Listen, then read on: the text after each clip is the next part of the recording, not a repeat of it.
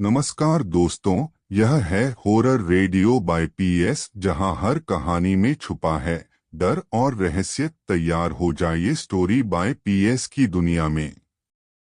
विशेष सूचना: यह कहानी केवल आपके मनोरंजन एंटरटेनमेंट के उद्देश्य से बनाई गई है। इसका मकसद किसी भी व्यक्ति, समाज, धर्म, रिश्ते या भावना को ठेस पहुंचाना नहीं है।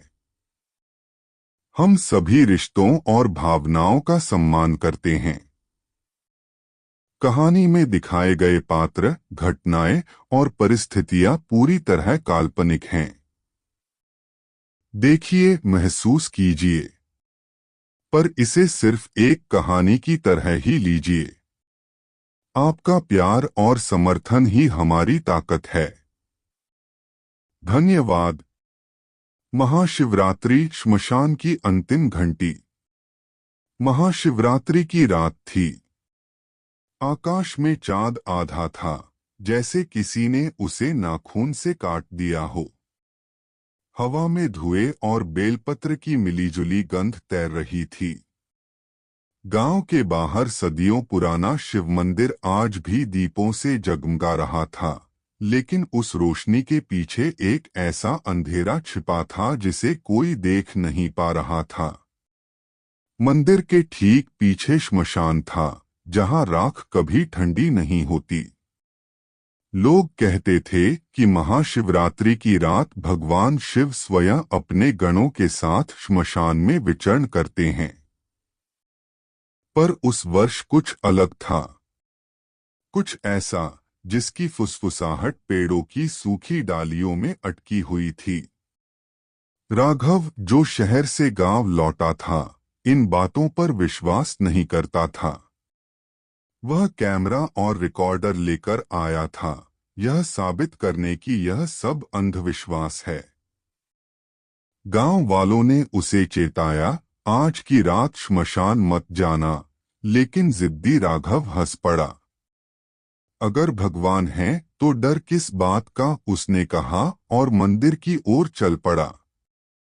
मंदिर के द्वार पर घंटियां लगातार बज रही थीं, पर उनमें एक अजीब सी बेसुरी ध्वनि घुली हुई थी, जैसे कोई अदृश्य हाथ उन्हें खींच रहा हो। मंदिर के गर्भगृह में शिवलिंग पर जल चढ़ रहा था। पुजारी मंत्र पढ़ रहे थे, पर उनकी आवाज कांप रही थी। जैसे ही आधी रात हुई, अचानक हवा का रुख बदल गया। दीपक एक साथ बुझ गए। केवल एक दीपक जलता रहा, जिसकी लौ काली पड़ चुकी थी। उसी क्षण श्मशान की ओर से एक लंबी, खींची हुई चीख सुनाई दी। लोगों की भीड़ में सन्नाटा छा गया। किसी ने धीरे से कहा, वह जाग गया है। राघव ने कैमरा उठाया और श्मशान की दिशा में बढ़ गया। जैसे ही उसने सीमा पार की, उसके मोबाइल की स्क्रीन अपने आप जल उठी। स्क्रीन पर धुंधला सा चेहरा उभरा, जली हुई आंखें, राख से ढका चेहरा। राघव ने घबराकर फोन बंद किया, लेकिन वह चेहरा उसकी आंखों में रह गया। श्मशान में चिता की राख हवा में उड़ रही थी, और हर कण जैसे किसी अनजानी भाषा में कुछ कह रहा था। वहां एक पुराना पीपल का पेड़ था।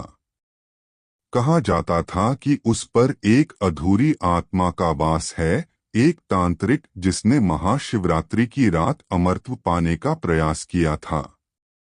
उसका अनुष्ठान अधूरा रह गया और वह शापित हो गया। हर साल इस रात वह किसी एक को अपने साथ ले जाता है। राघव ने उस पेड़ के नीचे एक ताजा त्रिशूल देखा, जिस पर ताजा खून के निशान थे। उसका दिल तेजी से धड़कने लगा, पर जिज्ञासा डर से बड़ी थी। अचानक उसके पीछे कदमों की आहट हुई। उसने मुड़कर देखा, कोई नहीं। फिर वही आहट, इस बार पास। राख में किसी के पैरों के निशान बन रहे थे, जैसे कोई अदृश्य व्यक्ति चल रहा हो। राघव पीछे हटने लगा। तभी पीपल के पेड़ से सूखी टहनी टूटकर गिरी और उसके कंधे पर लगी। उसने ऊपर देखा और उसका खून जम गया। पेड़ की शाखाओं के बीच दो चमकती आंखें थीं, जो उसे घूर रही थीं। वह भागने लगा, पर श्मशान का रास्ता लंबा होता जा रहा था। जितना दौड़ता, उतना ही मंदिर दूर होता जाता। हवा में डमरू की आवाज गूंजने लगी, धीमी फिर तेज, जैसे कोई तांडव शुरू होने वाला हो। अचानक उसके सामने राख से एक आकृति उभरी, जटाधारी, लंबी परछाई, हाथ में त्रिशूल। पर वह शिव नहीं था। उसकी आंखों में करुणा नहीं, केवल भूख थी। तू आया है, एक भारी आवाज गूंजी।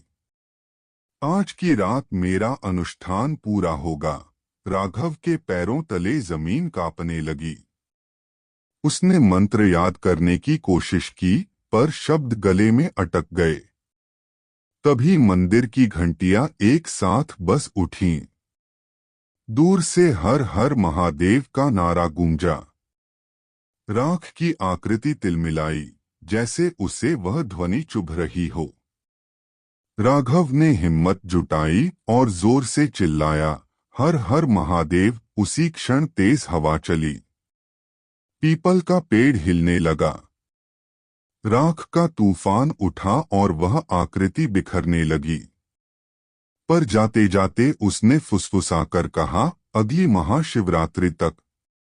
सुबह जब गांव वाले श्मशान पहुंचे, उन्हें राघव का कैमरा राख में पड़ा मिला। कैमरे की रिकॉर्डिंग में केवल धुंध और डमरू की आवाज थी। राघव कहीं नहीं मिला। केवल पीपल के पेड़ पर एक नया त्रिशूल गड़ा था, जिस पर ताजा खून चमक रहा था। तब से हर महाशिवरात्रि को गांव में एक दीपक काला जलता है। लोग कहते हैं कि जब तक वह दीपक बुझ नहीं जाता, तब तक वह आत्मा पूरी तरह मुक्त नहीं होगी। और हर साल आधी रात को श्मशान से एक चीख सुनाई देती है, जो याद दिलाती है कि कुछ अनुष्ठान अधूरे ही अच्छे होते हैं। कहानी यहीं खत्म नहीं होती, क्योंकि अगली महाशिवरात्रि की रात, जब मंदिर में फिर दीप जलेंगे और डमरू बजेगा, शायद कोई और जिज्ञासु उस श्मशान की सीमा पार करेगा। और फिर वही आवाज गूंजेगी, आज की रात मेरा अनुष्ठान पूरा होगा। और इस महीने के अंत तक 30 सब्सक्राइबर पूरे करने का लक्ष्य है। अगर आपको हॉरर रेडियो बाय पीएस पसंद है, तो अभी सब्सक्राइब करें और अपने दोस्तों के साथ शेयर करें। आपका एक सब्सक्राइब हमारी सबसे बड़ी ताकत है। Story by PS.